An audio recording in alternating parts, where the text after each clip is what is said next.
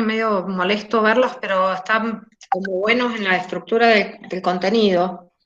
Así que por eso igualmente me pareció que les podía interesar. Eso de los Eh, videos, profe, ¿No? cuando si se les pone a los videos en velocidad, que YouTube te deja ponerlo a más velocidad, no se nota lo del sonido. Ah, bueno, eso es un buen dato. La ventaja de este año es que todos en el aprendizaje de las TICs estamos en un nivel de horizontalidad porque hay un va y viene de pelota de tenis que está bueno. No sabía eso de que si lo acelerás se escucha mejor. No sé cómo se verá, porque está interesante ver el tema de los nudos y cómo lo van trabajando, pero bueno, pueden hacer la prueba. Eh, bueno, vayamos a la presentación del tema de hoy, que es lo que nos queda para ver de ciencia. Eh, en realidad vamos a ver una partecita del objeto de estudio de las ciencias sociales hoy y vamos a introducir algunos lineamientos generales sobre lo que es o cómo se puede caracterizar al positivismo, que es un término bastante utilizado. Eh, que es una corriente de pensamiento muy vinculada o que acompaña, digamos, todo el proceso de desarrollo de lo que se llaman tradicionalmente las ideas del siglo XIX. Entonces, la idea es que hagamos un pequeño resumen porque nosotros desde la cátedra no trabajamos desde el positivismo como corriente analítica, pero es importante tener en cuenta cuáles son sus fundamentos y sus soportes para saber de qué estamos hablando. Así que me están apareciendo 1000 carteles que no sé por qué me aparecen. La primera cuestión que tenemos que ver en líneas generales, la vez pasada vimos un poco la cuestión de la historia, de la ciencia, qué es la ciencia y cómo surge, cómo se va conformando la ciencia moderna. Veíamos que, bueno, si bien hay un proceso de conformación de la racionalidad como un procedimiento analítico, como una forma de organizar el pensamiento, era un invento, decíamos, del mundo griego. Encontrábamos que en realidad el surgimiento de las ciencias modernas estaba directamente vinculado a otro tipo de criterios que tenían que ver sobre todo con el tema de la experimentación y con la cuestión de la técnica. Porque en el mundo griego y en el mundo medieval, lo científico, que era la filosofía, las diferentes corrientes filosóficas o las diferentes disciplinas al interior de la filosofía que se trabajaban, sobre las cuales se reflexionaban, eran procesos reflexivos eh, eh, que no tenían como objetivo la intervención en la naturaleza, la aplicación de experimentación, etcétera, sino que eran más de base contemplativa. Esto tenía que ver con mirar la naturaleza y tratar de interpretarla.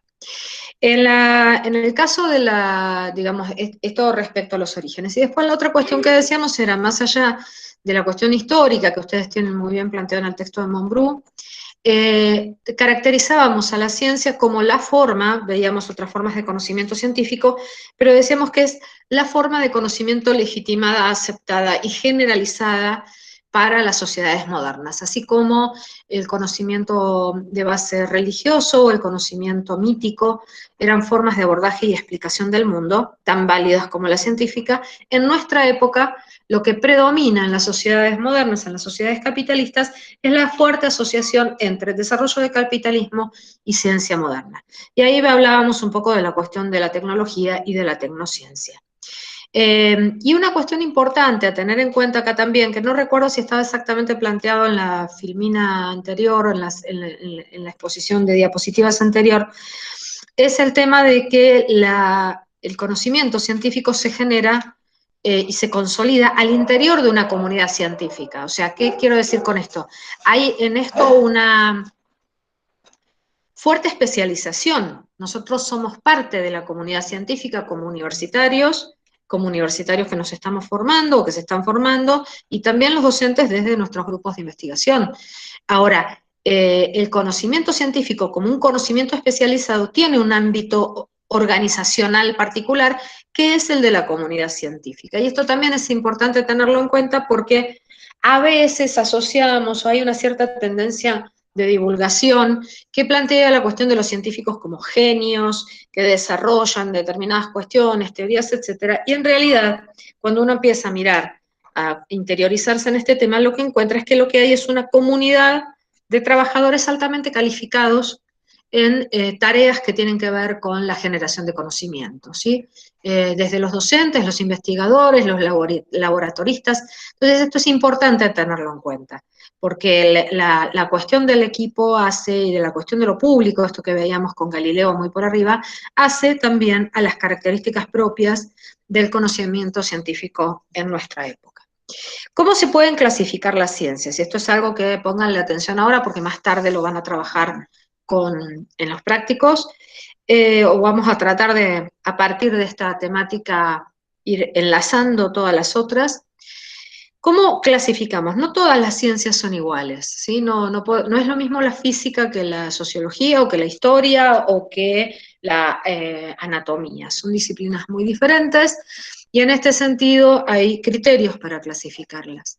En general, la clasificación de las ciencias se basan en dos principios, en dos aspectos que le permiten encuadrarlas de alguna manera. Por un lado está la metodología, que tiene que ver con, o está referida a los procedimientos que aplica. Ustedes van a tener metodología en tercer año de las carreras, tercer, cuarto año, y ahí donde uno lo que va aprendiendo ahí es fundamentalmente las herramientas que tiene que utilizar y los marcos de referencia con los cuales tiene que trabajar para hacer ciencia, ¿sí? Esa es la metodología en líneas muy generales.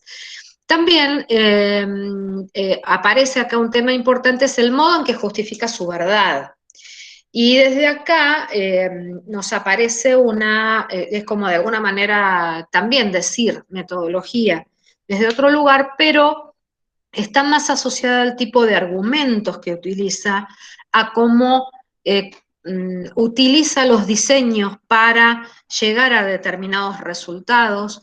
Entonces hay una cierta noción interesante que me parece que es complementaria y relevante para que ustedes lo tengan en cuenta, que es el modo o la manera en que justifica su verdad. Y en esto, por ejemplo, habíamos hablado algo en la otra clase, la cuestión central de cómo se justifica la verdad queda plasmada en los papers, en los artículos científicos. Y lo que hace un científico cuando publica un artículo científico justamente es ponerlo en conocimiento de pares que lo evalúan y establecen y fijan si esos trabajos primero son publicables a través de tribunales, pero de tribunales de evaluación que se hacen previos a las publicaciones en toda revista científica de cierta calidad, y luego es evaluado por sus pares en el momento en que los trabajos se van divulgando, y por ejemplo, un indicador internacional que se utiliza para este tema, parece loco, pero es así, es la cantidad de veces que un artículo es citado en la bibliografía de otros artículos. Estas cosas son interesantes cuando uno empieza a meterse en la cuestión de la ciencia. eh, Se va a ver un mundo, porque la verdad que es un campo muy complejo, pero es muy interesante esta cuestión, porque el científico no solo tiene que aplicar una metodología y hacer un trabajo riguroso, sino que fundamentalmente tiene que justificar su verdad.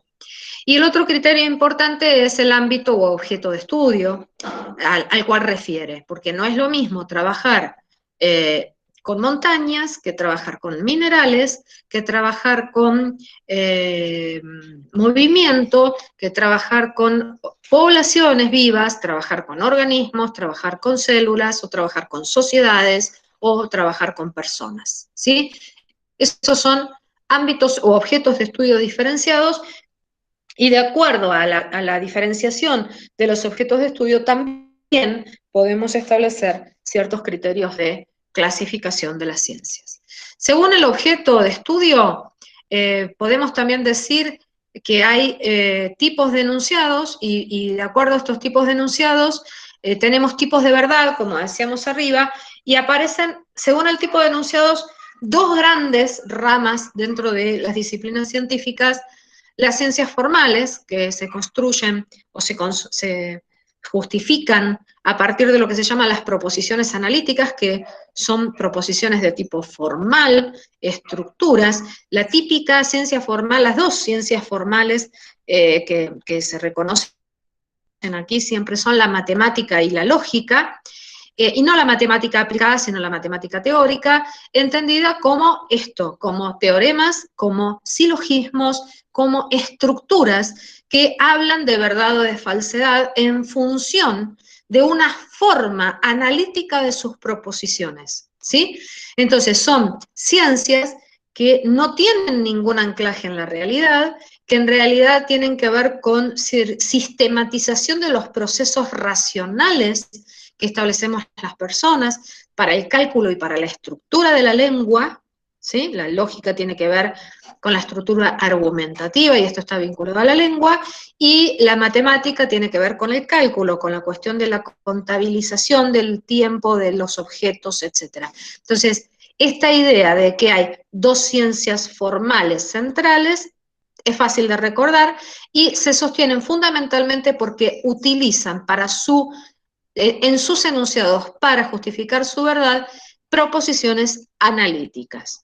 El resto de las ciencias se consideran ciencias fácticas, esto es, ciencias fácticas de facto, de hecho, de artefacto, ¿sí? El artefacto es el hecho artificial, pero la palabra fáctica tiene que ver con aquellas ciencias que se aplican a una realidad en particular. En la matemática tenemos matemáticas aplicadas, tenemos estadísticas, tenemos álgebra, tenemos un montón de corrientes dentro de la matemática que son perfectamente aplicables, y en este sentido hay ciencias formales, ciencias que en principio llamaríamos como formales, pero que están vinculadas al campo de las ciencias fácticas. Y en este caso estamos hablando de proposiciones sintéticas. ¿Cuáles son las proposiciones sintéticas?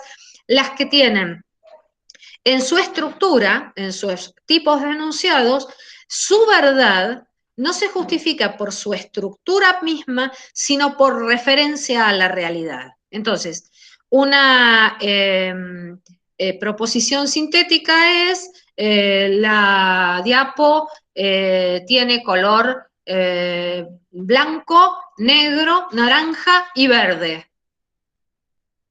¿Sí? Ahí estoy haciendo una proposición sintética. ¿Por qué? Porque estoy refiriendo a un objeto de estudio al cual estoy analizando. ¿Sí? Esto lo tienen en el libro como muy resumido, y después también creo que hay algún material de lectura que está incluido para esta temática. Vayamos a las ciencias fácticas. Tenemos ahí tres grandes tipos de ciencias, tres grandes corrientes o grupos de ciencias fácticas. Por un lado, las primeras que se consolidan como ciencias modernas, que son las ciencias naturales. Su objeto de estudio es un objeto inanimado, y ahí hablamos claramente de la física, de la química, de la geología, digamos, todas las disciplinas, la astronomía, todas las disciplinas que están, digamos, que trabajan relacionados a un objeto que no tiene vida. Es un objeto natural, pero no es un objeto que tenga vida propia, ¿sí? Por lo tanto, es estudiable a partir de leyes generales, de relaciones causales y de leyes universales. Entonces, nosotros podemos aplicar en las ciencias naturales leyes universales. Entonces, podemos decir, el agua está compuesta por una partícula de hidrógeno y dos de oxígeno. Eso es una ley universal, y en cualquier lugar de la atmósfera que nosotros analicemos una partícula de agua, vamos a tener esta constitución. Y a partir de ahí se deriva toda una serie de posibles intervenciones que tienen que ver con la desarticulación con aplicarle cuestiones físicas, por ejemplo, temperatura, con desarmarla o desarticularla para ver qué sucede, trabajar a nivel micro, trabajar a nivel macro. Hay una enorme cantidad de disciplinas que uno podría ver identificadas a partir de lo que significa una partícula de agua. Lo que tiene claro en las ciencias naturales es que tienen como una enorme tranquilidad y ventaja, y es que, o ventaja, no sé si es ventaja, no son tan interesantes, pero sus objetos son siempre externos. Digamos, un físico mira el afuera, un químico mira el afuera, no está involucrado como objeto de estudio. Y en general tienen relaciones, o sea, tienen que tener relaciones, o se basan, su estructura como ciencias, se construye a partir de relaciones causales, esto es, si arrojo un objeto, no sé si me están viendo a mí también, arrojo un objeto, el objeto va a caer, esto es una cuestión causal. ¿Qué tiene de interesante lo causal? Que me permite predecir. Yo sé que cualquier objeto que sea liberado desde una determinada altura en condiciones de gravedad va a caer y le puedo aplicar leyes. Y esto es de una potencia explicativa enorme y además de una enorme importancia en términos tecnológicos. Porque el hecho de que la naturaleza pueda ser interpretada por leyes universales me permite desplegar la complejidad de artefactos que son construidos, diseñados, fabricados, inventados en función de leyes universales de los objetos inanimados. Por eso hay como una voluntad de dominio de las ciencias naturales que las hace como muy relevantes y que las impone de alguna manera como el modelo deseado de ciencia. Estas arrancan con la astronomía y Galileo, pero también podemos hablar de la física de Newton, digamos, habría mucho para decir acá. La segunda el segundo gran grupo de disciplinas científicas en las ciencias fácticas son las ciencias de la vida. Y acá nos encontramos con una característica mucho más, digamos, más interesante desde la complejidad, porque en las ciencias de la vida ya empiezan estamos hablando acá de la anatomía, de la fisiología, de la biología, de las ciencias sociales, digamos, de las ciencias en general no, pero de la, si quieren podríamos incluir algunos factores de lo social, ya vamos a ver después por qué. ¿Qué es lo que aparece como relevante y diferenciador de este grupo de ciencias fácticas? Que se basa en que su objeto de estudio recorre lo que algunos autores llaman las trayectorias de vida, o sea, se dedican a objetos que tienen procesos de desarrollo y que nacen, crecen, se desarrollan y mueren, ¿sí? Por lo cual, la noción de tiempo y espacio es una noción fundamental. Cuando un físico analiza un mineral, o un geólogo analiza un mineral, le puede interesar la antigüedad, pero no es un valor relevante por sí mismo. En cambio, cuando un biólogo analiza una población animal, la cuestión de la vida y la muerte son factores críticos en la explicación del objeto y en el diseño de sus propios diseños de investigación.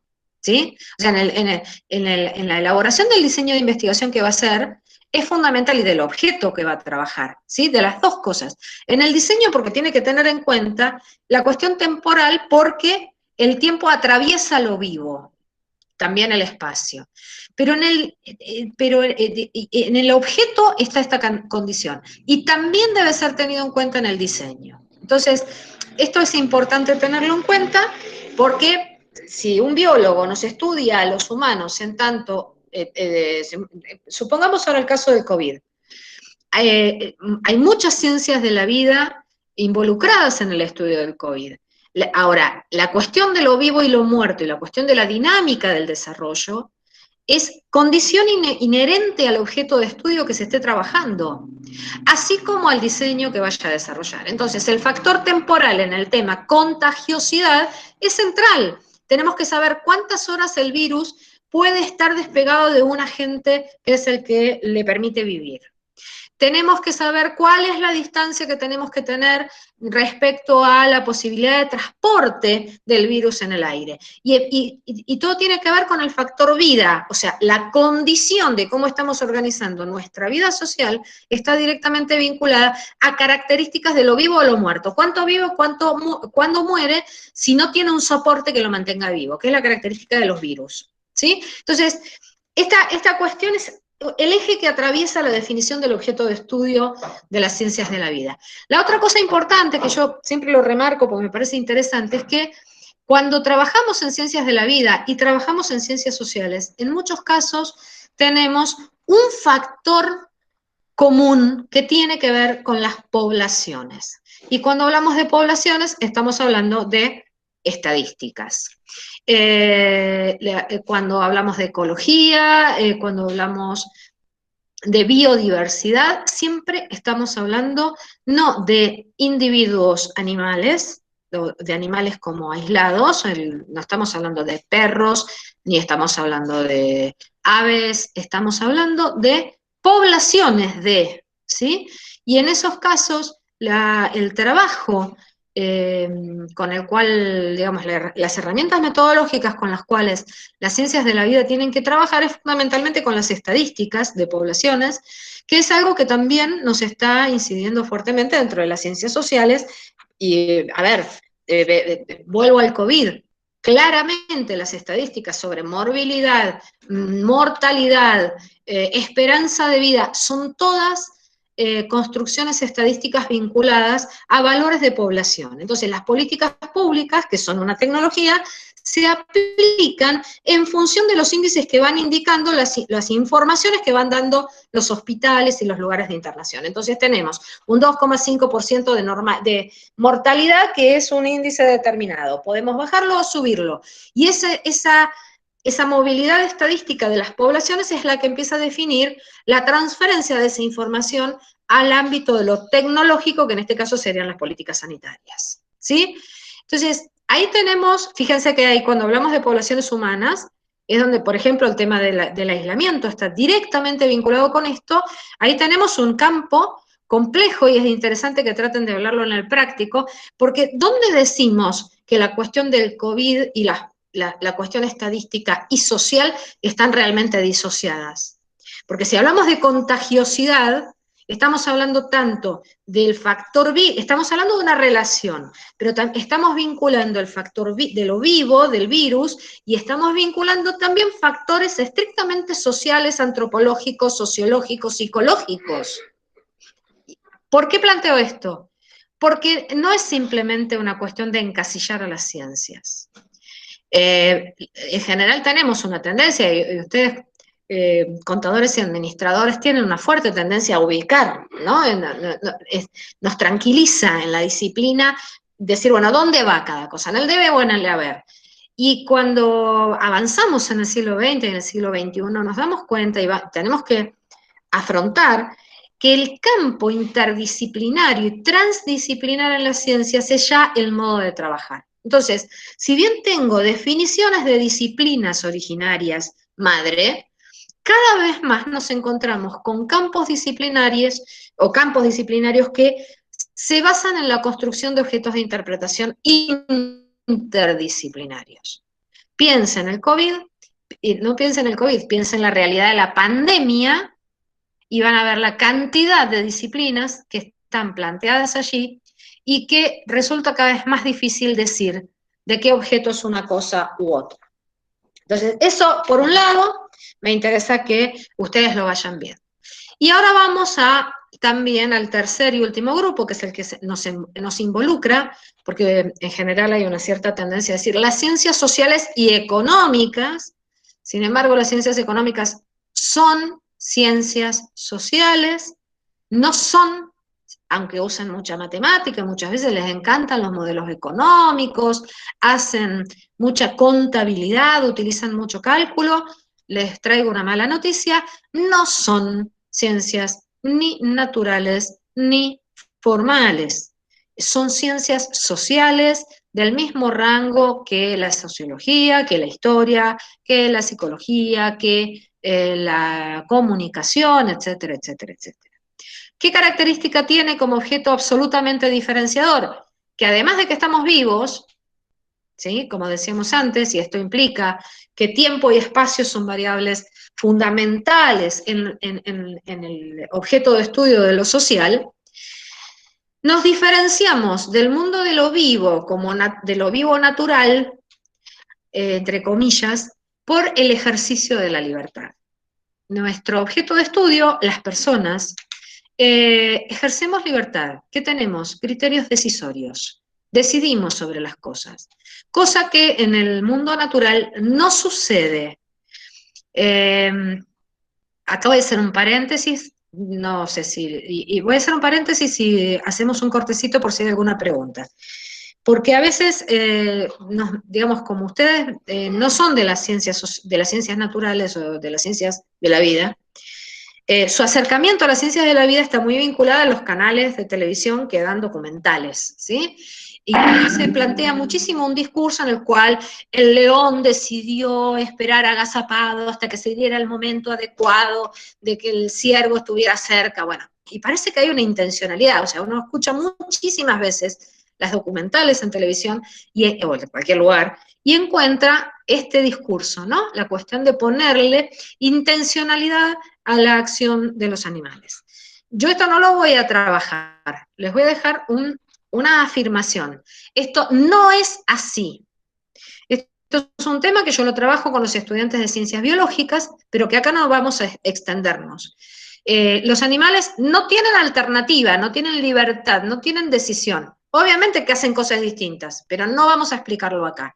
Lo que hacen como distintos no tiene que ver con el ejercicio de la libertad. ¿Sí? Lo dejo así como presupuesto y si quieren después en algún momento, si saliera, lo podemos discutir. Y acá abajo puse una frase, de alguna manera como para que quede claro, porque a veces tendemos a pensar que lo científico está como autonomizado del mundo social. Y en realidad, lo que encontramos es que las diferentes ciencias de todos los grupos de ciencias que trabajamos, de todas las ciencias que existen, de las disciplinas científicas que existen, cuando nos ponemos a hacer historia de la ciencia, nos encontramos con que todas maduran a la luz de los procesos sociales de las épocas, porque cumplen una funcionalidad social particular. La biología madura en un determinado momento y es un momento específico de la historia social de la sociedad que contiene y que da origen a la biología. No es casual que la biología, y sobre todo, y cuando hablo de biología acá estoy pensando en las teorías de la evolución, en Darwin, hay otras previas, pero vamos a hablar de esta, la teoría de la evolución, en realidad la teoría de la selección natural de Darwin, no es casual que se despliegue, aparezca, se desarrolle en la Inglaterra de mediados del siglo XIX, en pleno proceso de expansión colonial e imperial de Gran Bretaña. Gran Bretaña tenía que, como proyecto, conquistar nuevas tierras, generar nuevas colonias e identificar todos los recursos naturales que iba a tener bajo su control. Su proyecto era, ya lo vamos a ver, Inglaterra es industria, o Gran Bretaña es industria, y todas las manufacturas, todos los insumos, los productos naturales, que son insumos para la industria inglesa, debían venir de sus colonias. Por lo tanto, conocer los recursos naturales disponibles en los territorios colonizados por Gran Bretaña era de un interés estratégico. En una de estas misiones es donde Darwin da la vuelta al mundo y escribe y junta toda la información que le permite después desplegar toda su teoría de la selección natural. Está durante 4 años recorriendo el mundo, recorre bastante bien a la Argentina, y si a alguno le interesa la biología, los libros de viajes de Darwin son una maravilla para ser leídos, así que es una recomendación. Vayamos al objeto de estudio de las ciencias sociales para especificar qué somos todos los que estamos en esta reunión, porque acá tenemos 6 disciplinas tenemos en esta reunión. Tenemos contadores, tenemos administradores, tenemos economistas, tenemos historiador, si el profe Garcés sigue, tenemos una psicóloga, que es la que está abriendo la sesión, y me tienen a mí, que soy la socióloga del grupo. Fíjense que solo acá se presentan 6 disciplinas, imaginen en equipos más complejos la cantidad que aparecen. En general, las ciencias sociales son ciencias que tienen un método descriptivo. En las ciencias sociales, porque trabajamos con personas En general no se experimenta, ¿no? Uno no puede hacer experimentos sociales, entonces la construcción de las disciplinas tiene que ver con el método descriptivo, ¿sí?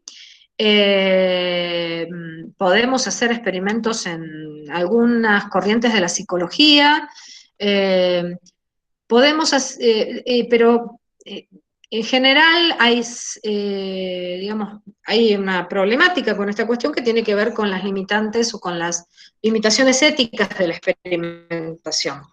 Digamos, como sociedades nos hemos bancado a experimentar torturando animales, pero no hubo ética que sostuviera que era legítimo torturar personas para hacer experimentos científicos, cosa que se hizo, por ejemplo, el nazismo.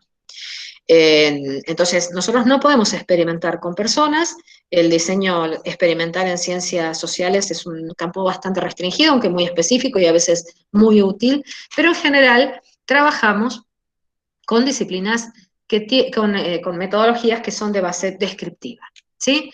La principal herramienta en las ciencias sociales es la narrativa, el lenguaje. Por eso es muy importante que ustedes ejerciten su capacidad de hablar y ejerciten su capacidad de eh, escribir, porque es la herramienta que tienen para argumentar. Hay que saber argumentar, ¿no? Y es algo que se aprende y es algo que se mejora. Uno no puede pensar, porque solemos asociar la escritura con el escritor y con la inspiración, pero la escritura implica siempre una técnica que tiene que ver con ciertos procesos argumentativos, con la narrativa, con la justificación. Por lo tanto, son disciplinas que tienen métodos o herramientas argumentativas que tienen que basarse en la rigurosidad. Por lo tanto, no tenemos leyes. Hay muy pocas leyes en ciencias sociales, incluyendo la economía. Porque en economía, econometría, ustedes tienen un montón de modelos. Pero esos modelos funcionan casi como los tipos ideales weberianos, pero no son leyes, ¿sí? La ley es eso que yo les decía. Tomo un objeto, lo lanzo y digo, si lo suelto, cae. Y efectivamente cuando lo suelto, cae. Tenemos en Argentina unas cuantas experiencias que estudiarán en en historia económica, en donde verán que los lindos modelos nos llevaron a catástrofes en términos económicos y sociales. Entonces, ojo con esto, en general no hay, y es algo interesante en las ciencias sociales, pero tenemos que tener en cuenta que no necesariamente podemos nosotros aplicar bajo la idea de una ley universal lo que son los modelos, lo que son las tipologías. ¿Qué utilizamos fuertemente en ciencias sociales? Estadísticas, análisis correlacionales, análisis descriptivos, por eso la estadística es un ámbito importante dentro del estudio de las ciencias sociales. En muchos casos se centran en la comprensión del sentido de las acciones, ¿sí? O sea, nosotros vamos viendo la intencionalidad de la acción. De hecho, la teoría de la acción racional de los modelos econométricos se basan centralmente en la idea de actores que tienen intereses económicos, que tienen intereses particulares, y a partir de ese principio respecto a la comprensión del sentido del actor económico, es que se construye y se sostiene todo el andamiaje de la explicación de las teorías marginalistas, de las teorías basadas en el modelo de la acción racional del actor económico. El objeto está centrado en los seres humanos, sus acciones, sus productos, sus relaciones, si quieren, colectivos, que es lo central en muchas disciplinas, o en muchas disciplinas sociales, que trabajamos con colectivos, en el caso de la sociología. Pero podemos ver, fíjense, personas, podemos ver las acciones de las personas, podemos analizar sus relaciones. Antes cuando poníamos el ejemplo de la contagiosidad, ahí tenemos que mirar las relaciones para ver las cuestiones que tienen que ver con cómo nos vinculamos desde lo físico para evitar el contagio de una enfermedad, o sus productos, sus artefactos, sus objetos. ¿Qué importancia, qué nos diferencia absolutamente? Que tomamos decisiones y que tenemos ejercicio de la libertad. Y acá es que aplicamos una cierta realidad, racionalidad, o que tomamos decisiones bajo determinados parámetros, y cuando hablamos de libertad es esto, es capacidad o toma de decisión. Toma de decisión tiene que ver con las prácticas, no necesariamente la toma de decisión es racional, ¿sí? Nuestro objeto de estudio está atravesado y está conformado por la creatividad, por la voluntad, por la intencionalidad, por la racionalidad. Es portador de inconsciente, lo que significa que está atravesado por pulsiones. Esto significa que muchas veces hacemos cosas llevados por pulsiones por lo inconsciente que nos corren del lugar de las decisiones racionales, y esto, por ejemplo, Cecilia podría hablar mucho acá de este tema, y por ahí lo pueden hablar con ella, seguramente lo desplegará en el práctico, pero, por ejemplo, cuestiones vinculadas al miedo en esta época de pandemia están generando efectos que en general no son racionalizados. Uno no suele atribuirle decisiones que toma y acciones y prácticas que lleva adelante a una situación de miedo concreto. Hay muchas decisiones que están mediadas y que tienen como fondo el temor a la muerte, el temor al contagio, el temor a los otros, que llevan a definir en libertad, más o menos restringida por esta cuestión de que el temor invade, de definir acciones que no necesariamente son racionales. Y esto es muy importante. En Bourdieu, van a ver que Bourdieu habla de lo razonable, de la razonabilidad de las acciones. Esto lo vamos a ver un poco más adelante. Somos un objeto que utiliza lenguaje simbólico, cosa que no tienen de ninguna manera ningún animal, por más superior que sea, en la escala de la selección natural o de la evolución. Tenemos un lenguaje simbólico, tenemos comunicación y tenemos procesos de abstracción. Somos capaces de hacer lenguaje escrito, de tener escritura, tenemos una sintaxis, una estructura de lenguaje, y establecemos sistemas de comunicación basadas en símbolos.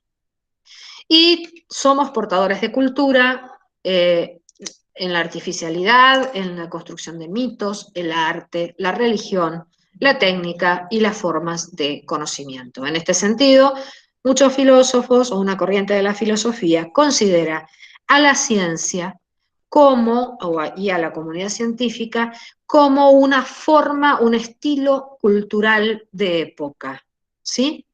Esto desde la antropología se lo trabaja mucho, nosotros no lo vamos a desarrollar, pero para que lo tengan en cuenta. La ciencia no es algo que se genera como un hongo en cualquier lugar y en cualquier condición. La ciencia es una forma de conocimiento particular, especial, que puede y debe interpretarse como una forma cultural de conocimiento, un estilo cultural. Tendemos a explicar mucho más las cosas desde el conocimiento de tipo científico que desde el conocimiento de tipo mítico, ¿sí? Bueno, y acá creo que ya entramos a positivismo, voy a salir un minuto y me gustaría que bajen preguntas o consultas que ustedes tengan. Me fui, iba a cortar antes y me entusiasmé. ¿Tienen alguna consulta sobre este tema? ¿Les queda claro? ¿Alguna reflexión? Siguen entrando mensajes a lo loco. Ahí había consultas, perdón. Voy a mirar un poquito el chat.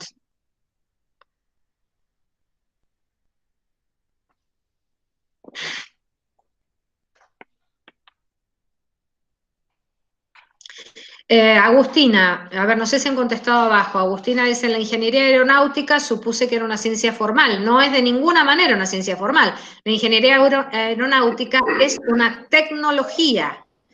Fíjense que ¿saben dónde se mira mucho esto?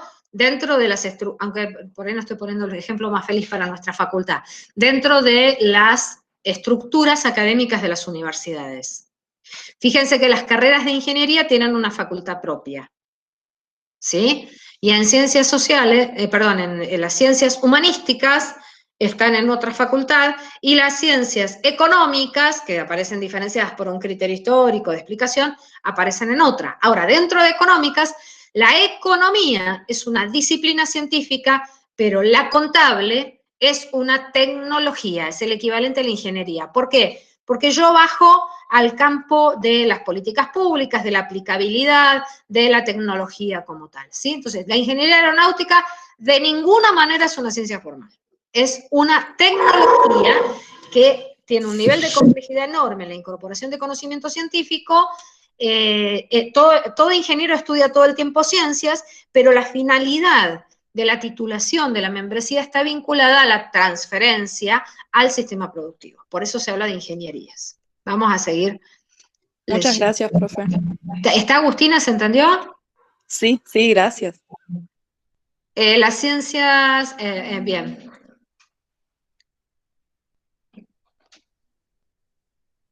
Claro, ¿ves? Acá está la explicación que el profe te da, que es ideal. Vos decís, la ingeniería también inventaría el objeto, las aeronaves, claro, pero esa invención es una invención, es un artefacto, y es un artefacto aplicable de una manera diferente a lo que es un silogismo o un teorema o un modelo matemático.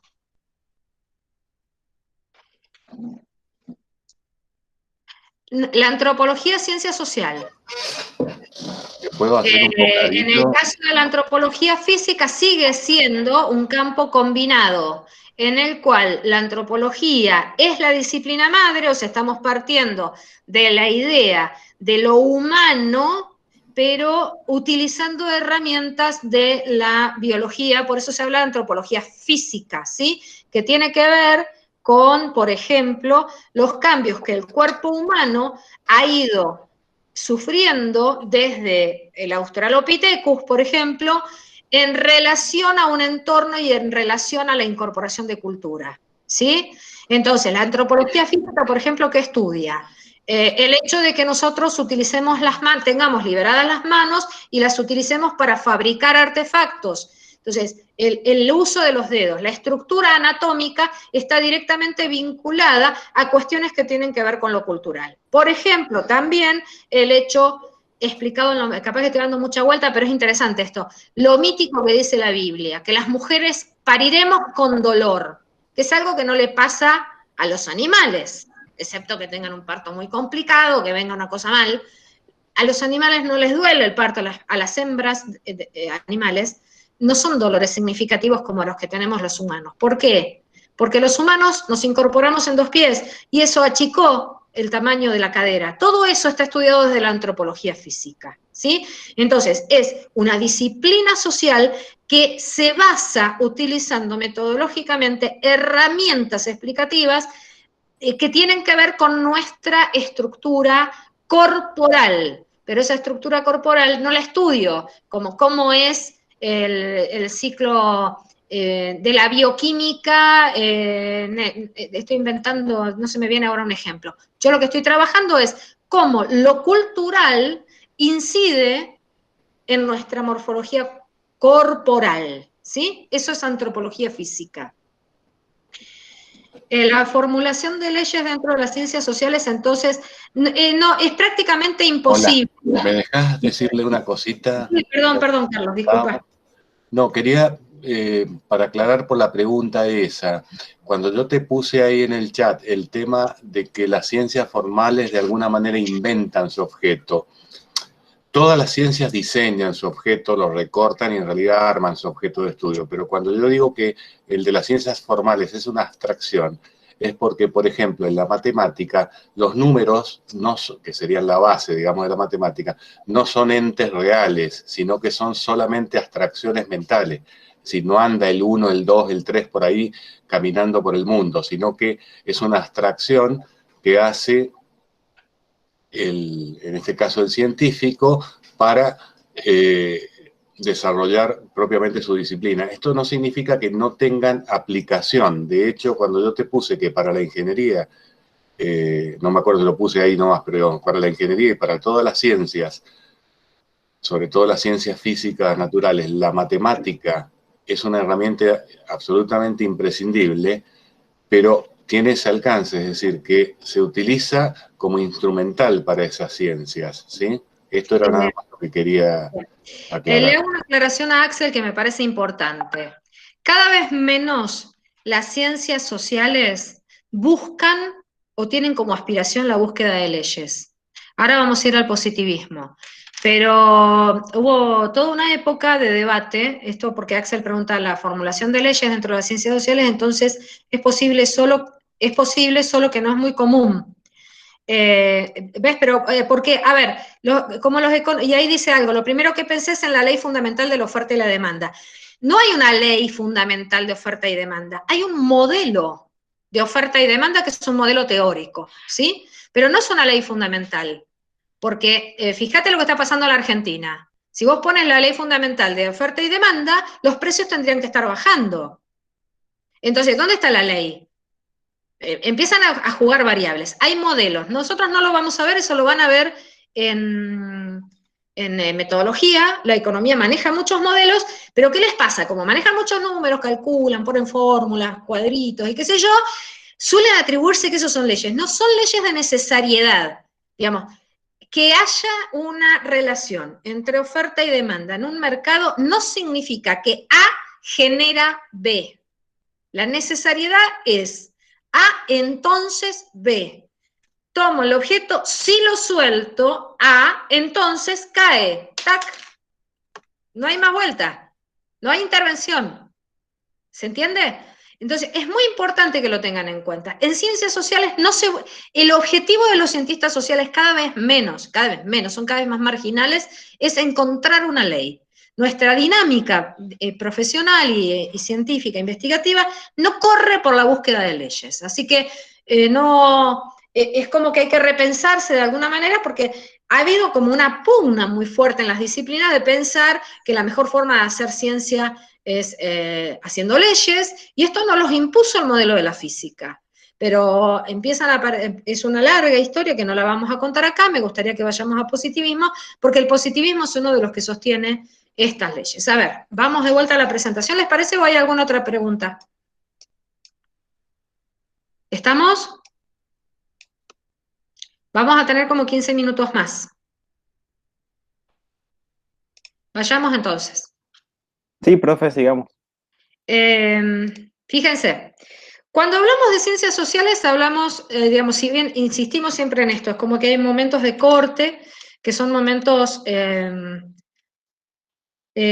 como un antes y un después, digamos, pero no es que no había nada antes de esto, ¿sí? De hecho, las ciencias económicas, por ejemplo, son ciencias que empiezan a consolidarse como maduras un poco antes de la conformación del positivismo como corriente filosófica de la ciencia, ¿sí? El positivismo se consolida en el siglo XIX, es como, de alguna manera, el producto intelectual del proyecto industrial y político de la democracia, y predomina dentro de la orientación de las ciencias sociales durante todo el siglo XIX y parte del XX. Responde fundamentalmente a un contexto social, político y económico, y esto está, o sea, es interesante porque se llama positivismo, porque empieza a aparecer una cierta idea de que lo social no es un producto derivado de una voluntad divina, y esto es lo que se consolida. Es la idea de que las sociedades las hacemos las personas, las hacemos los seres humanos, las hacemos los individuos, diría el positivismo, ¿sí? Entonces, la economía es una cuestión de lo humano, la política es la cuestión de lo humano, lo social, lo vincular, lo familiar, lo moral, son del ámbito de lo humano. Dejan de ser, se disocian de la explicación religiosa del mundo absoluto, ¿sí? Del mundo absolutista. Entonces, aparece como siempre como lo venimos postulando, porque no lo podemos desplegar mucho, esta idea de que el positivismo se consolida en un contexto social, político y económico muy particular, que es en la Europa del siglo XIX, donde fundamentalmente lo que aparece es la cuestión social como el núcleo de explicación. ¿Por qué? Porque la Revolución Francesa fue una revolución tremendamente, vamos a utilizar un término muy nuestro, virulenta, pero también tremendamente violenta y de un enorme nivel de, vamos a usar un término de un positivista, de un enorme nivel de anomia social, de esta idea de no hay normas, no sabemos cómo orientarnos. Francia estuvo dando vueltas sobre sí misma, en donde todos cortaban las cabezas de todos. Estoy haciendo una descripción medio chistosa, pero uno podría resumirla en eso, donde lo que se llamó la era del terror, donde todos le cortaban la cabeza a todos por las dudas, digamos, ganaba uno, quedaban 5 minutos en el poder, le cortaban la cabeza a todos los otros, venían los otros. Bueno, esta lógica generó una situación derivada de la Revolución Francesa en términos sociales, que generaba una enorme urgencia por explicar un orden social nuevo. O sea, Francia tenía el imperativo político de generar un modelo político de gobierno y de dominio y de orden social que básicamente le permitiera a Francia volver a ser una sociedad, una comunidad relativamente ordenada, con convivencia, con cierta paz, ¿sí? Entonces, eso visceral que tenía la Revolución Francesa generó realmente una crisis social, económica y política muy compleja, y empezaron a aparecer allí algunos pensadores como planteando un proyecto social particular y planteando algunas alternativas. El caso de Augusto Comte, que se lo considera el padre de la sociología, pasa por toda la Revolución Francesa, propone modelos de gobierno, y es el que impone de alguna manera, o el que logra la hegemonía de la palabra positivo, entendido como lo construido por lo humano, ¿sí? Nosotros no vamos a ver Comte, tampoco vamos a ver otros pensadores del positivismo, porque sería como muy compleja la materia, son muy interesantes de estudiar y de leer, tienen otro positivista muy claro, es Emile Durkheim, un gran sociólogo que ha tenido estudios que han marcado, digamos, el pensamiento social, pero nosotros no los vamos a tomar porque en la cuestión económica es como más fácil, o digamos más, no es más fácil. Tuvimos que tomar una selección de autores y en realidad buscamos los autores más orientados a la cuestión económica y social, ¿sí? A la vez el positivismo se convierte en un proyecto social y en una corriente del pensamiento, o sea, no es solo una posición de la ciencia social, una manera, sino que si bien es una corriente que pretende un modelo de desarrollo científico, es un proyecto social. ¿Por qué? Porque lo que propone el positivismo es que el mejor gobierno es el gobierno que se rige por los principios o por la recomendación o por el asesoramiento de los científicos sociales. Y esto es muy Comte, ¿sí? La idea, Comte había escrito manuales y le mandaba manuales de positivismo a emperadores. Era un personaje muy interesante, no lo vamos a contar porque si no, no terminamos más, pero estaba convencido de que la única manera de que la política fuera democrática y que fuera ordenada y que las sociedades se desarrollaran, que era un término muy importante de la época, estaba vinculado a la idea de que el conocimiento de lo social desde la física social o la sociología era la que iba, o desde las ciencias sociales, era la que iba a permitir llevar adelante modelos de política positiva, entendidas como modelos del mejor orden social para llegar a la felicidad. Entonces además de una corriente científica, es un proyecto social y es también una corriente de pensamiento. Se basa en la idea de los hechos positivos, define en el caso de Durkheim, por ejemplo, él dice, habla del hecho social y dice el hecho social debe ser tomado como un organismo vivo. Durkheim se basa en la idea de la biología, en la biología para buscar y encontrar muchas analogías entre la dinámica o los patrones de la dinámica de lo social y la dinámica de lo biológico, pero claramente cuando empieza a hablar del hecho social, de la acción social, Durkheim está hablando de lo social como un organismo, y esta es una metáfora que utilizamos muchas veces en lo social. ¿Sí? Y la cuestión es que la pretensión del positivismo es que las ciencias sociales debían parecerse en sus procedimientos a las ciencias naturales, ¿sí? Y ahí buscan arraigo y buscan anclaje para generar sus modelos explicativos. Comte se basa en la astronomía y habla de física social, y luego le pone el nombre a mi disciplina, a la disciplina en la cual yo me formé, que es la sociología. Dicen los positivistas, postulan, que las ciencias sociales no llegan a la formulación de leyes porque en realidad todavía son inmaduras. O sea, en algún momento para el positivismo las leyes se formulan, ¿sí? Van a ser formuladas. Pero lo que le pasa a las ciencias sociales que son ciencias niñas, ciencias adolescentes, ciencias que todavía no han adquirido un nivel de madurez, por lo cual es una cuestión de tiempo que en las ciencias sociales se formulen leyes universales. Esto ya después de 2 siglos de ciencias sociales es como que a veces causa hasta un poquito de risa cuando lo pensamos dentro del ámbito de las disciplinas.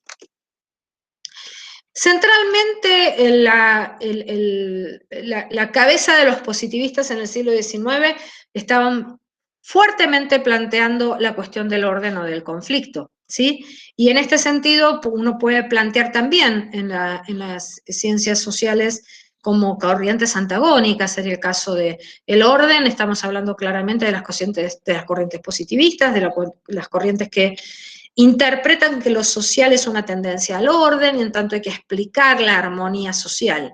En cambio, por ejemplo, la teoría marxista es una teoría que explica la lógica de lo social a partir del conflicto. Por ejemplo, la lucha de clases. Ya lo vamos a ver cuando ustedes empiecen a trabajar con los autores en la semana que viene con el profe Garcés, van a ver esto. Claramente la teoría marxista postula la idea de que las sociedades, la historia de las sociedades se construye a partir del conflicto, a partir de la lucha de clases, ¿sí? Y los cambios en la historia de las sociedades responden siempre a la lucha de clases, ¿sí? A lo antagónico, a la oposición. ¿Qué pasa con el proyecto político del positivismo? Fundamentalmente se incorpora en toda América Latina, en fines del siglo XIX, bajo el lema orden y progreso. Si alguno quiere habilitar y decir en qué bandera de América Latina está la frase orden y progreso, será bienvenido. ¿Brasil? Brasil, exactamente. Ahora, si nosotros miramos todos los símbolos, los himnos, las constituciones, ¿cómo es el lema de Chile? ¿Alguien sabe el lema chileno? ¿Nadie? ¿Profe García? Es brutal el lema chileno. Lo que dice en el escudo de la bandera, dice por la razón o la fuerza, ¿sí? Es así como grosero, inclusive, digamos, porque nosotros decimos unión y libertad, Brasil, orden y progreso, Chile dice por la razón o la fuerza. O sea, si no tengo razón, no importa, lo mismo te vamos a dar a aplicar la fuerza. Esas cuestiones lo traigo en mención porque después lo vamos a ver cuando veamos Estado, de la importancia que tienen estas cuestiones simbólicas, pero también de entender que en toda América Latina el proyecto de modernización de las sociedades, de la constitución de los estados nacionales en América Latina, están fuertemente atravesados por el proyecto positivista de orden y progreso. La idea de que son las ciencias, Sarmiento, muchachos, es maravilloso Sarmiento para entender esto, porque uno ve que Sarmiento se apasiona con la educación, porque la educación es lo único que nos va a traer modernidad, y porque la modernidad va a traer el orden, y porque el orden va a traer el progreso, y las sociedades no se van a modernizar si no hay educación, si no hay ciencia, ¿sí? Después vamos a ver si podemos encontrar algo. Yo tenía fuerte interés de poner el pensamiento de Belgrano en homenaje a los 200 años de su fallecimiento, y porque Belgrano es el padre de la disciplina de ustedes, pero sería interesante que ustedes lean a Belgrano y vean algunas cuestiones muy interesantes respecto a cómo se plantea la cuestión de la ciencia, dónde abreva Belgrano para la construcción de su conocimiento científico, y en parte claro, fisiócrata, esta idea de la agricultura y de la industria como la base del orden y de la felicidad, pero todas las doctrinas, todas las disciplinas, todas las corrientes de pensamiento social del siglo XIX están fuertemente marcadas por la idea de la felicidad de los pueblos. Y esto es algo que sigue estando en el eje de la discusión actual, digamos. Atilio Borón, que es un referente mundial en el tema de las ciencias políticas, siempre dice, si el científico social de las ciencias políticas no tiene como objetivo construir una disciplina que tienda a la felicidad de los pueblos, que no se dedique a las ciencias políticas, digamos. Las ciencias políticas tienen la voluntad de un proyecto político, deben tenerlo, y en ese sentido construyen modelos explicativos. Pero volviendo al siglo XIX, claramente tenemos acá una cuestión importante, que es que la constitución de los estados nacionales en América están fuertemente influidos por el positivismo, por esta idea de orden y progreso que tienden a la felicidad de los pueblos. Se entienden a las sociedades como organismos, el progreso tiene que ver con la aplicación de la ciencia, ¿sí? Acá está la secuencia, y el progreso se manifiesta, se plasma en la riqueza, en la riqueza que está asociada a los recursos naturales, pero también al dinero, en la industria, ¿sí? En la idea de la artificialidad del artefacto, y fundamentalmente en la estructura de los estados modernos. El famosísimo texto, a mí Sarmiento, si bien me parece un personaje muy complejo, me parece que es un personaje también muy interesante. Uno de sus principales libros, además es otro más que escribía maravillosamente, no solo Belgrano, Sarmiento escribía maravillosamente. Cuando digo maravillosamente, digo desde la lectura, desde la estructura, desde lo argumentativo, realmente una pluma, como se dice, muy importante. Sarmiento, el principal libro, y yo se los digo y ustedes lo van a recordar, Civilización o Barbarie. ¿Sí? ¿Cuál era la barbarie? La barbarie del interior. Nosotros estábamos en la barbarie, digamos. ¿Por qué? Porque éramos ignorantes, porque teníamos caudillos, porque nos basábamos en la cultura del campo, porque teníamos gauchos. El Facundo. ¿Dónde está la modernidad? En la ciencia, en la industria. Sarmiento es el primero que organiza la primera feria mundial de industria y ciencia en la Argentina. Entonces ahí hay una fuerte cuestión. Y ya esto para cerrar, fundamentalmente lo que pasa como idea de progreso, en lo cual ya empieza a haber una aplicación, digamos, de las ciencias sociales en la sociedad, fundamentalmente en la idea de que el progreso integra mercados, el progreso genera y consolida las identidades nacionales, el progreso desarrolla y conforma el transporte, y yo acá puse la conectividad, que es una palabra más nuestra, pero esta idea de la interrelación, si quieren desde una visión positivista, el flujo sanguíneo del sistema capitalista, y la urbanización como la cuestión central de los procesos de movimiento de los recursos humanos, de las personas y de las poblaciones en el mundo moderno. Creo que no hay... sí, bueno, las migraciones, que tiene que ver con esto que estaba diciendo. Bueno, si tienen preguntas o algo, tenemos un ratito. La próxima semana vamos a ver las corrientes del pensamiento social. Saco la presentación y quedamos en intercambio, ¿sí?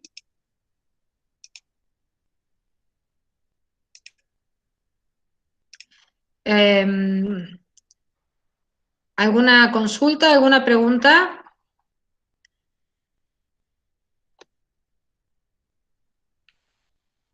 ¿Hay alguno ahí? ¿O alguna? Sí, profe, estamos acá. Aunque no parezca. Estamos pensando. Bueno,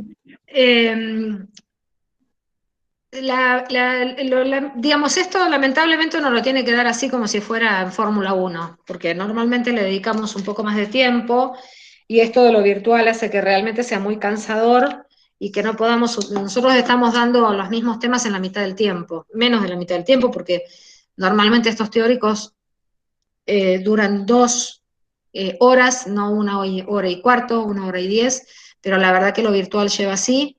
Y bueno, estamos como resumiendo bastante. Es muy importante que ustedes hagan la lectura no solo del libro que está escrito, que es como una articulación de temas, sino que lean la bibliografía obligatoria que tienen en cada semana.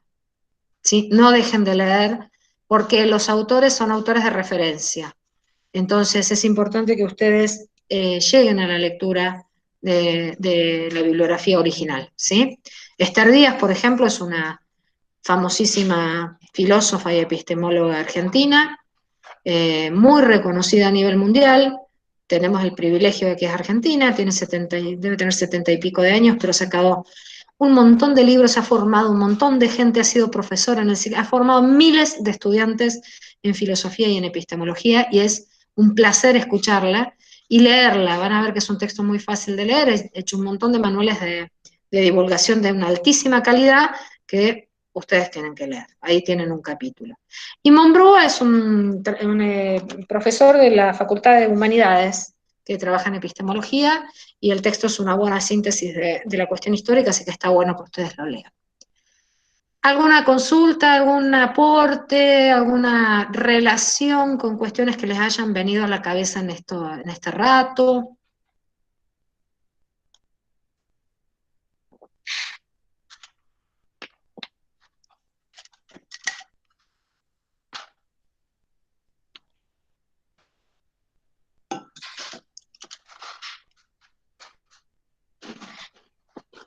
Para el que quiera hacer o le interese, está bueno que pensemos lo que nos está pasando, ¿no? En términos de ciencia, cómo se ha generalizado una mirada desde... cómo, no generalizado, cómo ha hegemonizado, no solo generalizado, cómo hegemoniza la construcción de sentido, de la construcción de sentido común, la cuestión de lo científico, el discurso científico en época de pandemia. Es muy impresionante eso lo que nos está pasando, porque remitimos a lo científico para adherir al aislamiento o para no adherir. Pero además, cuando tenemos incertidumbres, las respuestas tratamos de buscarlas en el ámbito de la ciencia, en los ámbitos más diversos, ¿sí? Entonces, hay como un involucramiento tan fuerte del ámbito de lo científico en nuestra vida cotidiana que por ahí nos hace difícil pensar, ¿no?, en el tema de la comunidad científica por sí misma, porque estamos en un momento muy crítico y muy sensible, y donde lo científico marca mucho. Y marca las políticas de Estado. Ustedes fíjense, hay estados de sitio en este momento en España, en Francia, en Italia, el lunes arrancan con estado de sitio, o sea, perdón, toque de queda o prohibición de salida. Si ustedes no saben lo que significa, es prohibición de salida, y si te encuentran infraganti, te meten preso. O sea, se lo considera un delito estar en la calle en determinados horarios. Esas decisiones de política de Estado, que son de aplicación de políticas que tienen que ver con lo sanitario, están basadas en decisiones científicas, ¿sí? En la Edad Media, el manejo de las pestes, que son los equivalentes, tenían que ver con los aislamientos, y aislamientos mucho más rigurosos, pero los fundamentos sobre los cuales construían la manera de mantener el aislamiento era diferente. Eran explicaciones religiosas, no tenían comprensión, porque no existía microscopio, no tenían comprensión de qué era lo que pasaba, por lo cual las personas se morían. Entonces, en este momento tenemos una fuerte incidencia del discurso científico en la construcción del sentido común de la vida cotidiana. Estamos por hoy, cortamos. ¿Alguien habría alguna pregunta? Sí, Axel. Justo ocurrió. Acerca del orden en el que explicaba justamente el orden de orden y progreso. Porque Sí. yo pensándolo de una forma lógica, se me viene a la mente que antes, o sea, el orden que había puesto usted era progreso lleva al orden y eso lleva a la felicidad de los pueblos. Pero a Sí. mí creo que primero, para que haya progreso, debería haber una sociedad ordenada que pueda remitir a un progreso existente. ¿Por qué no sería? Está bien, ¿y cómo lo ordenas la sociedad? La idea que tenían los positivistas en el siglo XIX era que el Estado podía ordenar a la sociedad. Decime ahora cómo haces. O sea, cuando vos partís de una idea de orden, la primera cosa que te aparece es la idea de uniformidad. Hoy estoy sarmientina. Sarmiento impone algo que es maravilloso, que es el guardapolvo blanco en la escuela pública. ¿Cuál es la pretensión de Sarmiento? Uniformizar. Esto es que no haya diferencias entre ricos y pobres. Ahora, para uniformizar, también aniquiló indios. ¿Se entiende? El mismo personaje, ¿no? O sea, cuando uno le da Sarmiento en referencia a las poblaciones originarias de Argentina, se le erizan los pelos de terror. Yo no hubiera querido ser originario en la época de Sarmiento. ¿Sí? Y de ahí hay un orden. Lo que Sarmiento propone es un orden. Esto es algo, nosotros lamentablemente es un tema que por ahí lo podemos ir tratando o no, vamos a ver cómo sigue la cosa, pero es fundamental entender una cosa. A partir de la de lo que se llama la posmodernidad, la década del 60, sobre todo, ¿sabés dónde empezó el resquebrajamiento del modelo positivista del orden social? Con las guerras mundiales. Y el lanzamiento de las bombas de Hiroshima y Nagasaki y los 50 millones de muertos derivados de la Primera y Segunda Guerra Mundial, perdón, solo de la Segunda Guerra Mundial. Entonces, ahí empezó la pregunta, bueno, a ver, ¿de qué orden estamos hablando? Y empezó el cuestionamiento respecto a esta idea positiva del orden asociado al progreso. Y aparece concretada en términos de pensamiento y de filosofía y de ciencia, fundamentalmente a partir de la década del 70, con la globalización, se empieza a cuestionar fuertemente, con la globalización económica, pero en la filosofía venía planteado en lo que se llamó la posmodernidad, claramente la idea de que el proyecto positivo de orden y progreso era un proyecto que había fracasado. Y que en voluntad de aplicar un orden uniforme había llevado a la aniquilación de poblaciones enteras, había llevado al sufrimiento de poblaciones. O sea, ¿qué considera? ¿Quiénes llegan a la felicidad? ¿Quiénes debían llegar a la felicidad en el mundo positivista del siglo XIX? Los blancos, hombres, arios, ¿sí?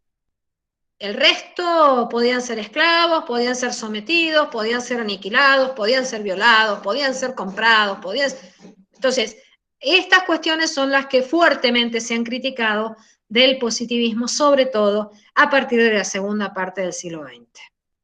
Nosotros no vivimos en este momento en un mundo, si bien hay una idea de orden, de lógica, y la contabilidad que ustedes hacen está claramente planteada esto, digamos, y uno no reniega necesariamente del orden, sino que el orden como proyecto político lleva a procesos de uniformización de la población que nosotros estamos viendo son procesos que están siendo dejados de lado. Cada vez más hay una reivindicación de la diversidad, hay una reivindicación de lo distinto, una reivindicación de la singularidad de las personas, pero también de los colectivos.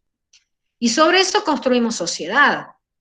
Entonces, en la idea de orden, hoy ando con las asociaciones, pero la idea de orden de la academia pre-reformista de hace un siglo atrás, de ninguna manera yo hoy hubiera estado tuteándolos o ustedes diciéndome a mí, profe, yo hubiera estado parada en un atril y ustedes hubieran estado acá, con la cámara prendida, en caso de que lo hubiera, corbata, saco, y jamás se les hubiera ocurrido decir, profe, ¿quieren que arranque acá? ¿No nos conocemos? Y el primer saludo que tuve fue, ¿cómo le va, profe? ¿Cómo sería eso, profe? Buenos días, profes, compañeros. Esa horizontalidad en esta sociedad, en esta época, que nos ayuda a conocer de diferente manera, es la prueba de que el orden del siglo XIX era un orden impuesto y era un orden que llevó mucho sufrimiento a partes importantes de la sociedad. Entonces, yo no estoy defendiendo la anarquía. Lo que estoy diciendo es que esta concepción positivista del orden estaba fundamentada en una manera de interpretar el orden en los estados latinoamericanos. ¿Sí? Entonces, el orden científico de Comte se retraduce y se resignifica en las políticas de Estado de América Latina. Y el orden y progreso de América Latina fue orden y progreso para algunos. ¿Sí? ¿Se entendió, Axel? ¿Y el resto? Sí, profe, perfecto. ¿Está? Buenísimo. Tenemos que discutir los conceptos, eso es una parte muy importante de la ciencia social. Pensar, no tomar las palabras como espontáneas y aplicarles un sentido de espontaneidad, sino empezar a plantearnos y entender que los conceptos en ciencia tienen una construcción, en ciencia social sobre todo, tienen una construcción histórica y tienen un sentido, ¿sí? Entonces hay que pararse un ratito, parar la pelota y decir, bueno, a ver, está bien, me hablan de orden. Porque uno dice, bueno, el orden está bárbaro. Sí, claro, el orden nos genera confort. Ahora, el orden genera confort, ¿pero a costo de qué? ¿De qué orden estamos hablando? ¿Sí? ¿Qué orden esperamos? ¿Qué orden pretendemos y a qué orden estamos aportando? ¿Está? Eso lo podríamos aplicar como a actualmente algunos grupos que buscan solamente el orden de los que tengan una posición social determinada. Que tengan una ¿qué? Determinada, Una posición social. Totalmente, ¿verdad? totalmente. Mira, yo te voy a poner un ejemplo que sale, que por ahí es medio crítico y no da para discusión, pero me vino recién. La cuestión de la propiedad privada. Primero que la Argentina no tiene solo propiedad privada en su constitución, eso no es cierto. Pero el tema de la usurpación, que está esta semana dando vueltas y está todo el mundo muy brotado con la cuestión de las usurpaciones y qué sé yo. Y esta cuestión de, son usurpadores quienes son pobres y ocupan y no tienen nada, pero no son usurpadores quienes se apropian de clase alta y cuestiones raciales que aparecen ahí planteadas, y modos de construir conceptos. Y esto es algo a lo cual también se dedican las ciencias sociales, ¿sí? Este tipo de explicaciones. ¿Está? ¿Se entiende, Axel? Sí, justo le iba a decir Garnick. Me lo robó. Claro, o sea, esto, a ver, uno sabe, yo me acordaba el otro día de Parque Lezama, Buenos Aires, yo estudié en Buenos Aires, ¿no? El Parque Lezama es una expropiación de los Lezama, es un parque público. Entonces uno dice, a ver, bueno, pero ¿cuál era la propiedad que tenían sobre eso? ¿Dónde arranca el concepto de propiedad? Yo soy de Bahía Blanca, ¿sí? Nacida en Bahía Blanca. En lo que fue la conquista del desierto, el exterminio del indio, generó un modelo de propiedad basado en la expropiación del indio. Entonces, ¿dónde empieza la propiedad? ¿Y cómo se define? ¿Cómo se delimita? Entonces, ahí empiezan las discusiones sobre los sentidos de los términos y la aplicación de los términos, ¿sí? Pero esto lo podemos seguir discutiendo. ¿Estamos bien? ¿Les parece que cortemos y podemos seguir en otro momento? Ale, Sí, antes de cortar, sí. ¿les puedo pasar un mensaje a los Sí, alumnos? absolutamente. ¿Sí? Quería pedirles que aprovechen de revisar el escrito que hicieron en la pizarra compartida de Padle, que se cerraba ayer la tarea, pero la abrimos hasta el martes, la tarea individual. Dadas todas las explicaciones y las preguntas que tuvieron en el chat, veo que vamos a tener que revisar la clasificación de la disciplina científica que les tocó, ¿sí? Y que por favor lean los textos para el jueves que viene, para la clase práctica. Bueno. Eso. Muchas gracias. Es muy importante, chicos, el seguimiento con las clases prácticas, ¿no? Porque ahí es donde uno internaliza y realmente aprende los temas. Porque si no queda todo como muy enganchado con alfileres. Así que hemos tratado de disminuir un poco la cantidad de lectura y poner otros soportes de otro tipo que a ustedes les ayuden a fijar conocimientos más significativos. Así que bueno, nos estamos viendo el lunes de nuevo a la tarde. Bien. ¿Sí? Bueno, buenísimo, chicos. Buen fin de semana.